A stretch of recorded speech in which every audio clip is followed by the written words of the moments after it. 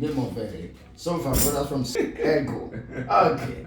So Engineer Henry Nduka Aurego is in the studio this morning. Former Director General Enugu and Southeast Chamber of Commerce. Currently DG and CEO Scholars Chamber of Commerce and Industry. Member EPSU Governing Council. Engineer, welcome to the studio of Legacy FM. Thank you, my dear brother. Okay. Chibwere. I wouldn't say you're late, but you came after time. With your permission. All right. So let's get straight to the point. Our focus this morning is empowerment program, having the young and the youth in mind. If you have followed processes of empowerment in Ebonyi State, you know that a lot of government empowerment before now has been treated with all kinds of controversies, where some persons have said that political office holders have garnered the courage to corner some of the benefits and proceeds of some of this empowerment program. While some persons have said that, yes, we now have a governor who has the interest of the people, who is focused on human capital development. But just about 4 to 5 months ago, he did his own empowerment program where he tried to take hawkers away from the street to core business circle. And it was also treated with all kinds of some controversies, allegations, and counter-allegations. It is that particular exercise that have landed the PDP spokesperson in prison or correctional center currently, where he alleged that members of that committee cornered greater part of the money and are waiting for the final judgment of that case. Let's see who is right or wrong.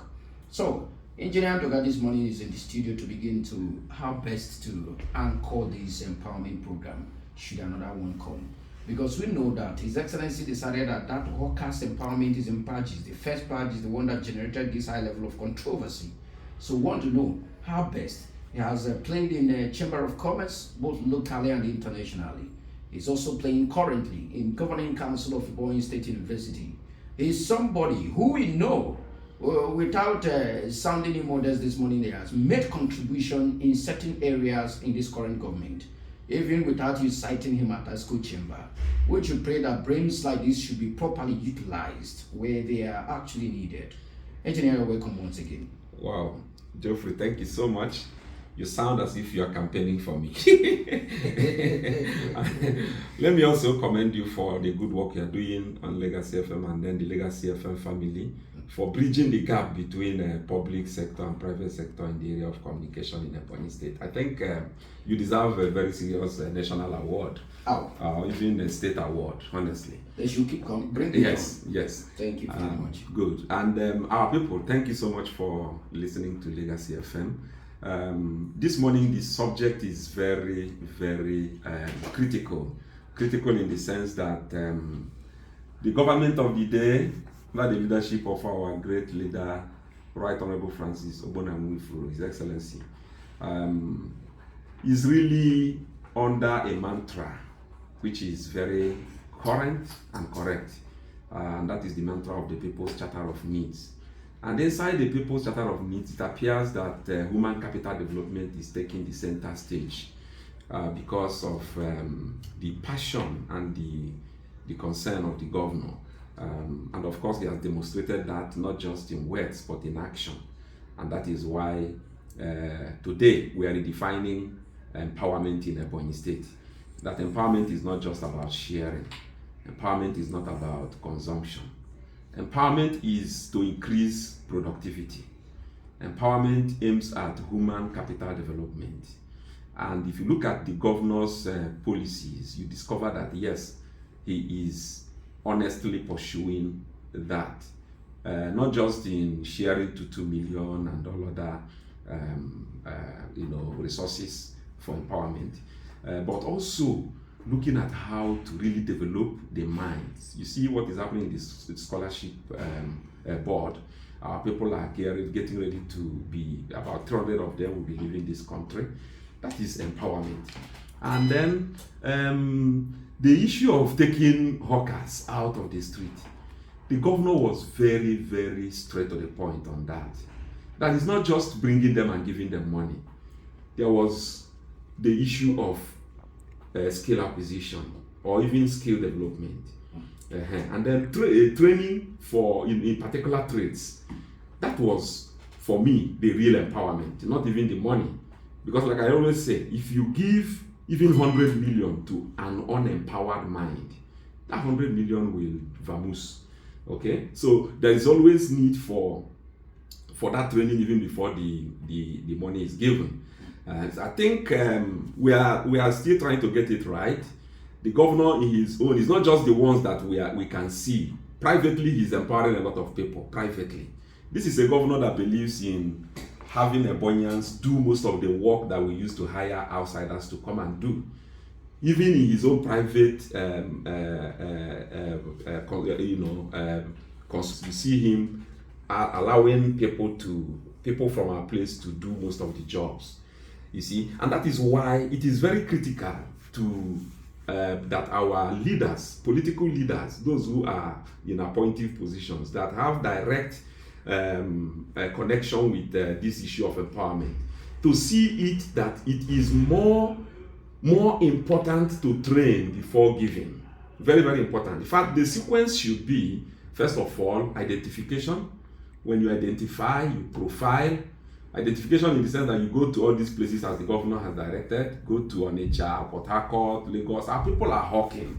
You don't need a soothsayer. You don't even need a prophet to prophesy before you identify Ebonyans that are hawking. 80 to 90% of all the hawkers in Nigeria are from Ebonyi State. That's the truth. Especially in these cities that we are mentioned. When you harvest them by identification, you now profile them. What can they do? What have they done? What do they have passion for? What area can we channel these people so that their productivities can increase? And then after that, you give them training based on those areas. Training in terms of not just seminar. The training we're talking about is not about a workshop. It is about human capacity building in specific skills. And then when those skills are impacted, you don't even give them money immediately. You now do what we call incubation. Very important. I think that's where our policy implementers are not really getting it very, very right. There is need for incubation. At the process of incubation, you will notice that some of them may even tell you that they don't need the money again. It has happened when we did it when I was still in the Chamber of Commerce and Industry. We were doing this for CBN during the Agnes loan. We had about 83 persons to train in Enugu State. And after the training, during incubation, about 75 of them said, we no longer need the loan. We have identified our problem and we are ready to go and do that. That's true. Because during incubation, you will allow them to do a micro aspect of what you are training them to do. And when they do that, it's in form of before you even give them the money, they are already like experts. The ground is like fertile and watered, ready to accept the crop that will be planted. And so when you give them the money, naturally the money goes into the system and result will be produced almost immediately. So that's where we need to think in the direction EBSMEDA, Ministry of Commerce and Industry, all the agencies that are involved in implementing the governor's policy in terms of empowerment should look into. That these people must be incubated. And then finally, it is, you see, Bible is always correct. The Bible says that one can chase 1,000. But two will not just chase 2,000, but 10,000.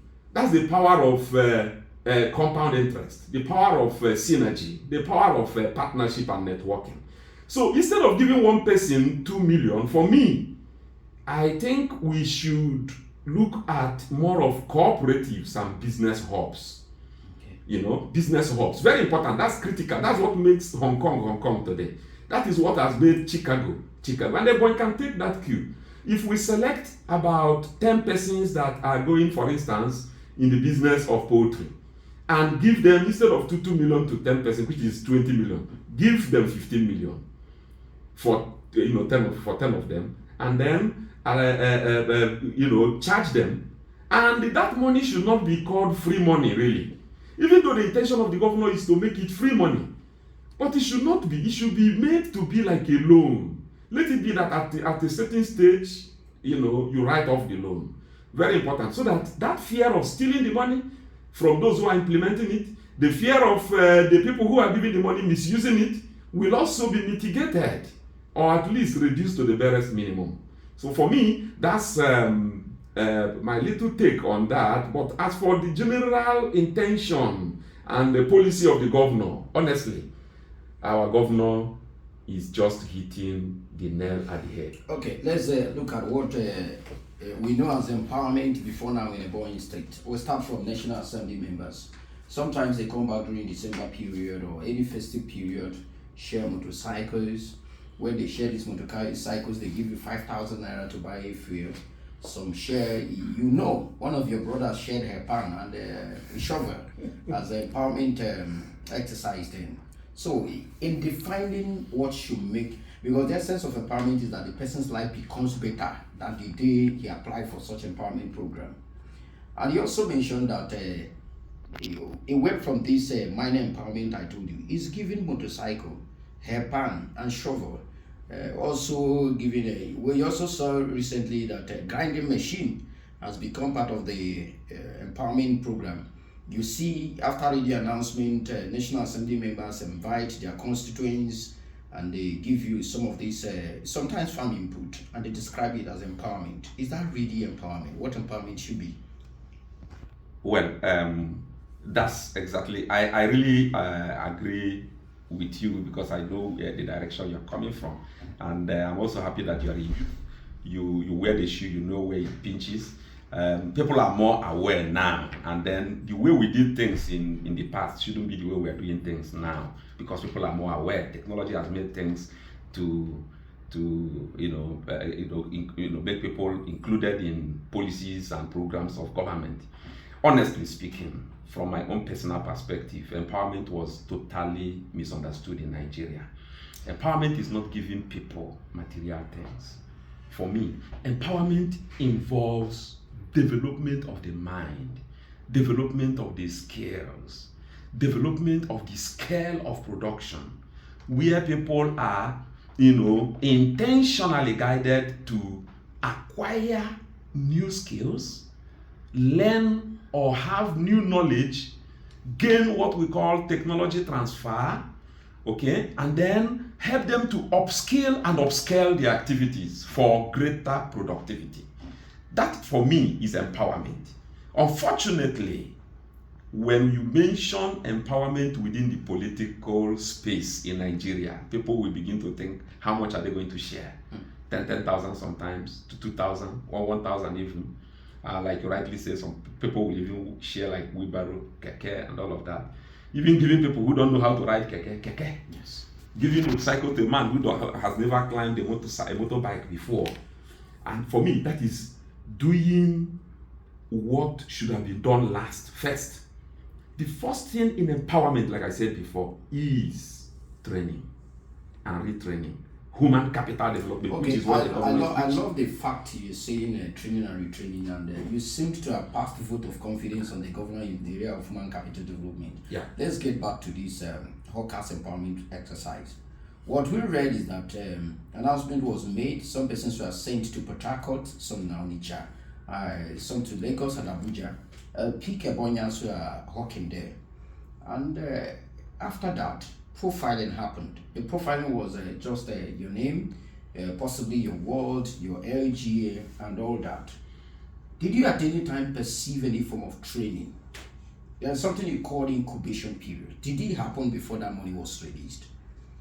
Well, I don't know because I didn't really follow the procedures that was taken in this area. I was probably overwhelmed by the good intention of the governor, because when I heard 2 million, that's the first time that a state governor was very, very sincere and open to that. I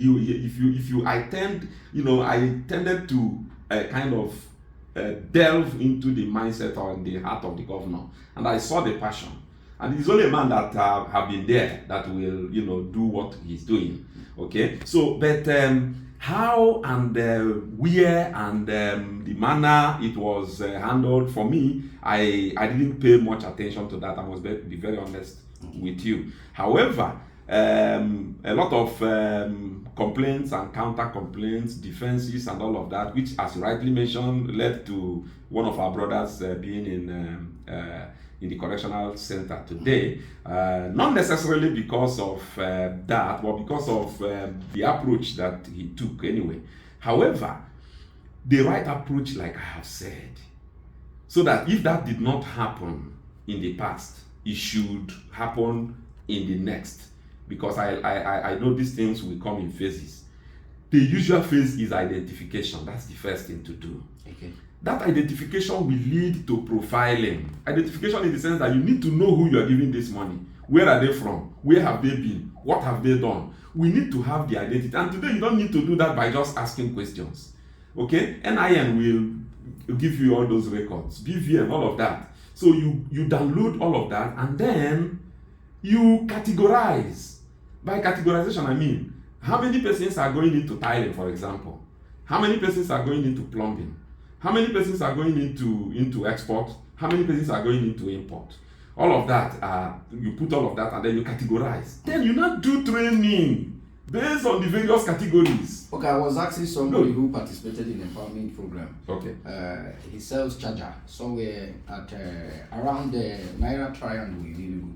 So I cited the young man last time and I asked him, I saw you in about India and you said you came for empowerment program. He said, of course, that I should look at his wheelbarrow now that the business has improved.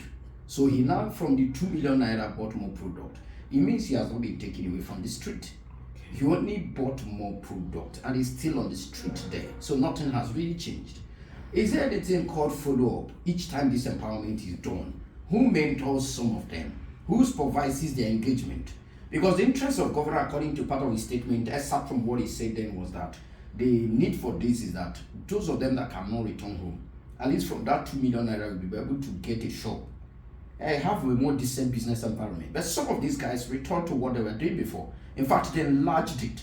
Some of them even returned to the village and picked their younger ones, went back to the street again. So, are we having monitoring?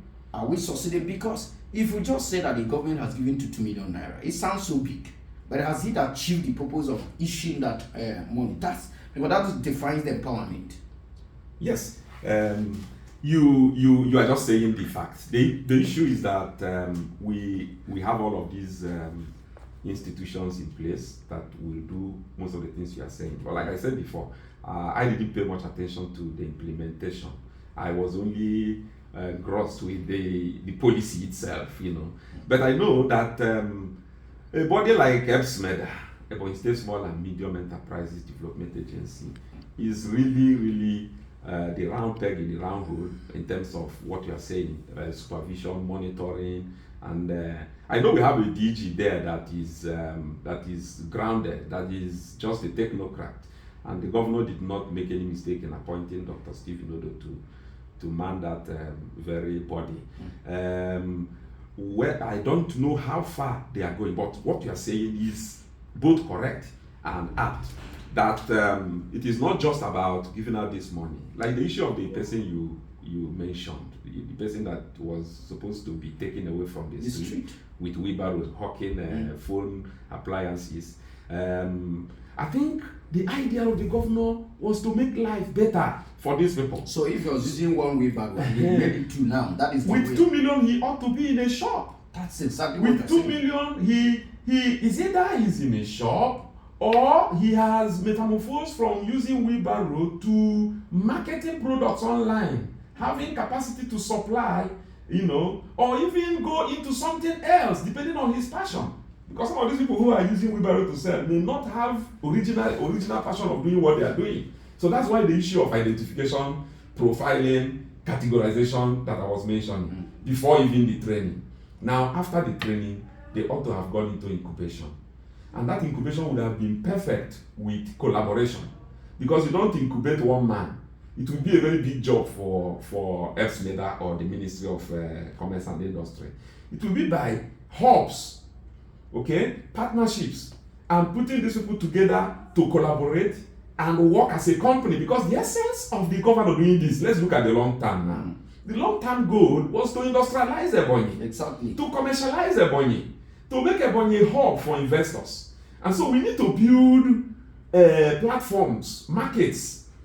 For me, even, I was expecting to see like Ebonyi Tech Business Hub.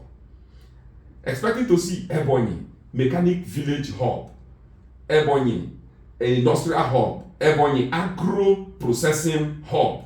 Because you see, Geoffrey, our farming is still under the level of agriculture. You know, agriculture is actually a culture. That's the culture in the agri. But we have a lot of people have left us behind. They are no longer doing agriculture. They're now doing agri-business. Yes. Agro-industries, where you now not just depend on the agri-produce, but the agri-processed products. So that our cassava will not just be akpu and garri. Our cassava will now metamorphose to even Starch. biofuel, starch, glycerol, all of these things can come up, and that's where industrialization We keep comes in. hearing this each time government does empowerment. What we keep hearing is that, for instance, that each time government announces empowerment program, set up a committee. You hear that the committees awarded slot to themselves. Even if the empowerment is for lunatics on the street, they will now identify their family members who are healthy lunatics and also make them part of the empowerment program. They pick people from their family. Do you think government should separate empowerment program from core politics or reward for appointees? Yes, I totally agree with you. That should be shifted, and for me, it is totally condemnable and wrong that somebody who is supposed to midwife a policy begins to corrupt that policy. Is terrible, and I think the governor will not be happy with that. To hear that, I don't believe that should exist in this current administration. This administration is about 80% young people. When you talk about give the youth a chance, I think Ebonyi is number one in Nigeria today in terms of giving the youth a chance. We ought to do things differently. You see, the real definition of the word poor is not about lack of money. Poor is an abbreviation that is passing over opportunities repeatedly. That's the meaning of poor. And so